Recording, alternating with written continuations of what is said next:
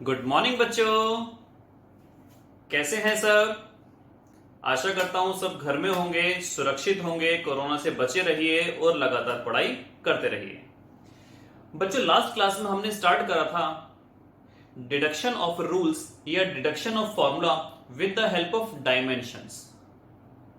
क्योंकि एक न्यूमेरिकल से बात नहीं बनती है, तो आज मैं कोशिश करता हूं आपको दो तीन न्यूमेरिकल्स और कराने की, और एक छोटा सा टॉपिक और हम डिस्कस करेंगे जिसका नाम है डायमेंशनल कंसिस्टेंसी या डायमेंशनल करेक्टनेस। तो टाइम वेस्ट ना करते हुए स्टार्ट करते हैं आज का टॉपिक। फर्स्ट आपका जो था deduction of formula with the help of dimensions, उसका एक दो न्यूमेरिकल और देखते हैं। लास्ट क्लास में आपको याद हो, जो बच्चे पुराने हैं उनको याद होगा, हमने टाइम पीरियड वाला डिस्कस करा था, और आज हम डिस्कस करने वाले हैं कुछ एक दो न्यूमेरिकल और। आइए देखते हैं क्या है question.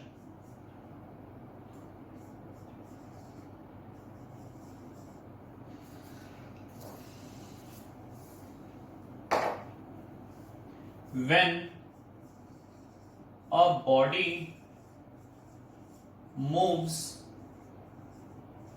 on a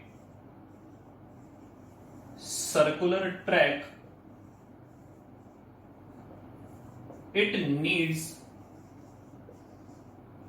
a centripetal force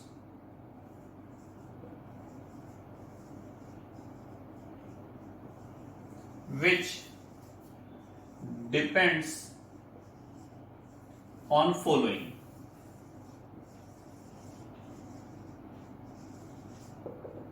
पहले बात समझते हैं क्या बच्चों, जब भी कोई बॉडी गोल गोल घूमती है उसको रिक्वायरमेंट होती है एक सेंट्रीपिटल फोर्स की। आप लोगों ने 9th क्लास में पढ़ा होगा सेंट्रीपिटल फोर्स और सेंट्रीफ्यूगल फोर्स के बारे में।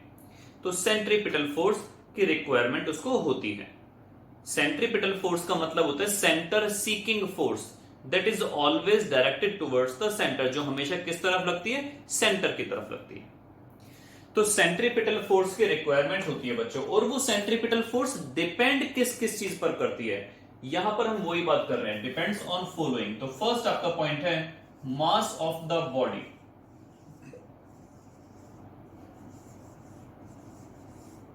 सेकंड हो गया radius of the circular track.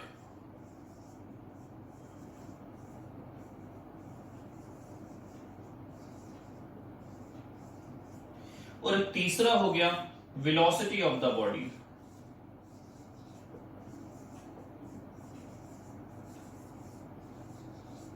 Velocity of the body, इन तीन चीजों पर डिपेंड वो करती है। तो आइए हम देखते हैं किस किस तरीके से हम इसकी डेरिवेशन करेंगे, फॉर्मूला फाइंड आउट करेंगे। मैं स्पेस कम होने की वजह से ये तीनों पॉइंट रब कर रहा हूं, ध्यान रखेंगे मास, वेलोसिटी और रेडियस। तो करते हैं बच्चों न्यूमेरिकल स्टार्ट। तो हमने किस चीज की बात करी? फोर्स की। हमने लिखा लेफ्ट हैंड साइड पर फोर्स, ये आपका आंसर हो गया। फोर्स किस किस चीज पर डिपेंड कर रहा है? मास, रेडियस और वेलोसिटी। जरूरी नहीं है पहले मास लिखना है, जरूरी नहीं है पहले वेलोसिटी लिखना है, कैसे भी लिख दो, दैट डजंट मैटर। तो हमने यहां पर लिखा मास, रेडियस और वेलोसिटी, पावर ए, पावर बी, पावर सी। जो नए बच्चे हैं मैं उनको बता दूं कि बेसिकली हमें निकालना यही है, ए, बी और सी की कैसे कैसे डिपेंड कर रहे हैं, हमें ये निकालना है। तो यहां पर डायरेक्टली प्रोपोर्शनल का साइन आ गया, लेकिन आपको याद होगा कि हम जब भी मैथमेटिक्स और फिजिक्स वगैरह सॉल्व करते हैं तो हमें डायरेक्टली प्रोपोर्शनल का साइन बड़ी दिक्कत देता है। हमें तो चाहिए बराबर का निशान।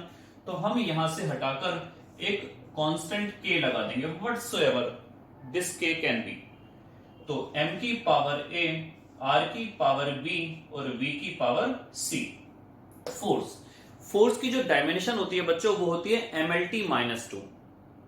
जो नए बच्चे हैं वो पुरानी वीडियोस को देख लें। तो mlt-2 फोर्स की डायमेंशन हो गई mlt-2। m के लिए आ गया मास, पावर हो गई a, r के लिए r है रेडियस, रेडियस की यूनिट मीटर, और मीटर का मतलब हो गया वो लेंथ को डिनोट कर रहा है। तो यहां पर आ गया l, और वेलोसिटी की डायमेंशन होती है LT-1 c। ये आपके पास इतना आया। हम दूसरा मार्कर ले लेते हैं। तो लेफ्ट हैंड साइड पर बच्चों आया MLT-2 m की पावर a, भैया और तो कहीं पर m है नहीं, तो m की पावर आ गया a, l की पावर b और l की पावर c। आप लोगों ने पढ़ा है जब भी वो मल्टीप्लाई होंगे तो पावर ऐड हो जाएंगी, और t की पावर आ गई माइनस का c। यहां पर कुछ नहीं लिखा हुआ तो आपको पता होगा 1 पावर होती है। आप लिखोगे ऑन कंपेयरिंग द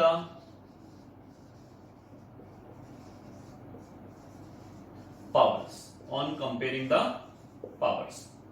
m की पावर a है, m की पावर 1 है, तो a की वैल्यू कितनी आ गई 1, b प्लस c कितना आ गया 1, माइनस का c कितना आ गया माइनस का 2, माइनस से माइनस चला गया, c की वैल्यू बच्चों कितनी आ गई 2, c की वैल्यू 2 आपने यहां पर पुट कर दी तो b की वैल्यू आ गई 1 माइनस 2, कहने का मतलब ये आ गई -1। इतनी बात क्लियर है? Very good. बस अब इन तीनों वैल्यूज को हम इस वाले फॉर्मूले में, ये जहां पर हमने k यूज कर रहा था, यहां पर हम पुट कर देंगे, आपका आंसर फाइंड आउट हो जाएगा। कैसे, आइए देखते हैं।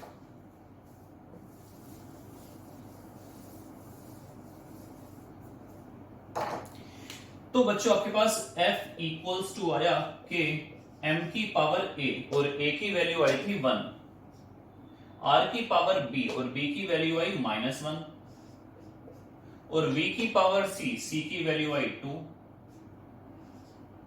तो ये बन गया k m की पावर 1, तो ये तो m ही रहेगा, v की पावर 2 ये भी ऐसे ही रहेगा। लेकिन जिस भी किसी चीज की पावर अगर माइनस में होती है तो वो ऊपर नीचे जाकर अपने आप को पॉजिटिव कर लेता है। तो r की पावर -1 जब नीचे कूदेगा तो वो हो जाएगा r। ये आपके पास फाइनल आंसर आ गया। आपको यहां पर k की फॉर्म में छोड़ोगे तो कोई मार्क्स नहीं कटेंगे। हालांकि मुझे पता है k की वैल्यू 1 होती है, लेकिन आपको रिक्वायरमेंट नहीं है। पता है तो बहुत अच्छी बात है, नहीं पता तो k की फॉर्म में छोड़ सकते हो, गलती मत कर देना बस।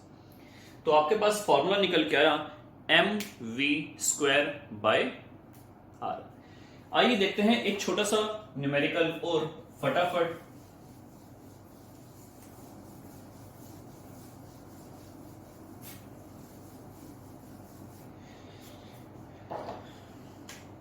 क्वेश्चन है बच्चों, the escape velocity of a body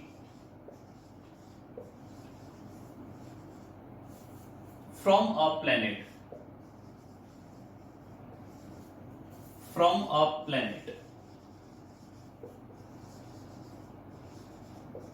depends on escape velocity. Escape का मतलब होता है, इंग्लिश का लिटररी मीनिंग है छोड़कर भाग जाना। मैं किसी बॉल को ऊपर फेंकूंगा वो नीचे आएगी, मैं फिर ऊपर फेंकूंगा वो फिर नीचे आएगी। क्या ऐसी कोई वेलोसिटी हो सकती है बच्चों कि उसको मैं इतनी जोर से ऊपर फेंकूं वो पार कर जाए, वो अंतरिक्ष में चली जाए, वो कभी लौट के ना आए? जी हां, ऐसी वेलोसिटी होती है, वो छोड़कर चली गई, इसीलिए हमने उसको वर्ड दिया एस्केप वेलोसिटी। आप लोग चैप्टर नंबर 8 ग्रेविटेशन में ये पढ़ेंगे इसी साल अपने, उसका नाम है एस्केप वेलोसिटी।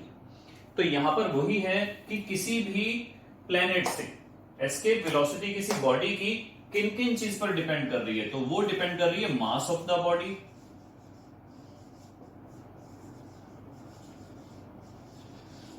वो डिपेंड कर रही है radius of the planet,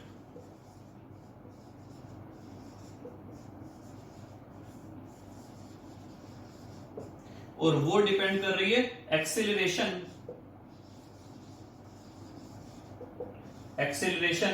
due to gravity, acceleration due to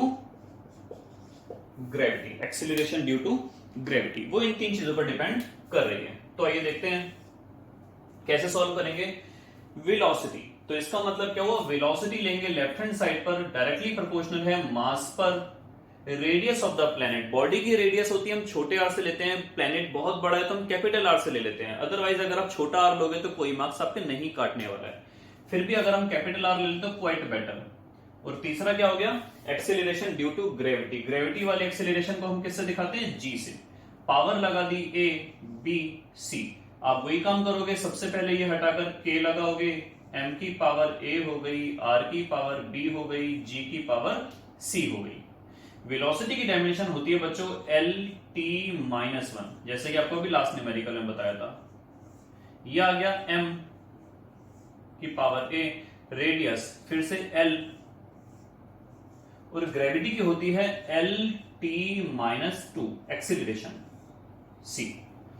m तो यहां पर है नहीं, तो m के लिए मैं लगा देता हूं 0, एल टी माइनस वन, के m की पावर a, l की b और l की c, ये हो गया l की पावर b प्लस c और t की पावर माइनस 2c। करते हैं सॉल्व आगे इसको। आपके पास कितना आया, अगर हम करें on comparing the powers, on comparing the powers, तो a की वैल्यू आ गई बच्चों 0, a आ गया आपके पास 0, b प्लस c आ गया 1, यहां पर कुछ नहीं लिखा तो 1 माना जाएगा, और ये आ गया आपके पास b plus c equals to 1, और माइनस का 2c आ गया माइनस 1, माइनस से माइनस चला गया, c की वैल्यू आ गई 1/2, 1/2 पुट करेंगे तो b की वैल्यू आ जाएगी 1 माइनस 1/2, यानी कि ये भी आ गया 1/2। एबीसी बच्चों तीनों मिल गया। हम इस k वाले के अंदर इसको जब पुट करेंगे तो देखिए क्या मिलता है, v आपके पास आया कितना, v की वैल्यू आपके पास आई, k तो था ही आपके पास, m की पावर a, a की वैल्यू है 0, r की पावर b, b की वैल्यू है 1/2 और g की वैल्यू है c, c की वैल्यू भी आई 1/2।